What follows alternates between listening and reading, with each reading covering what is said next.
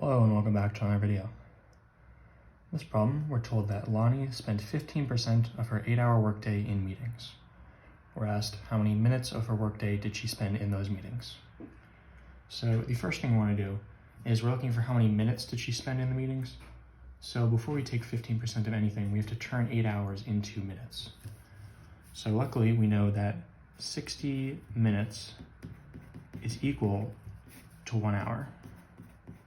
So if we multiply 8 hours, which is our workday, is the time we're dealing with here, by this fraction, this is like multiplying by 1, right? So if you have 6 and you multiply it by 4 divided by 4, well, 4 divided by 4 is just 1, so 6 times 1 is 6. But the reason we do this is because then you can have 6 times 4 is 24 divided by 4, and now it has a new denominator.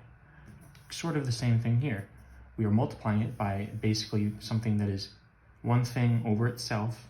So we're multiplying by 1, and the hours terms cancel. We get 8 times 60 divided by 1, but dividing by 1 isn't going to change the value. 8 times 60 is 480. And then the reason we did this is because we have a new unit now, 480 minutes. So we have 480 minutes, and we're looking for 15% of those 480 minutes. What is 15%? Well, percent is just a number out of 100. So 15% is 15 over 100 times 480. This is equal to 480 divided by 100 is 4.8, right? So we have 15 times 480 divided by 100, 4.8. This, if you plug it into your calculator or do it out by hand, whatever, 15 times 4.8 is 72.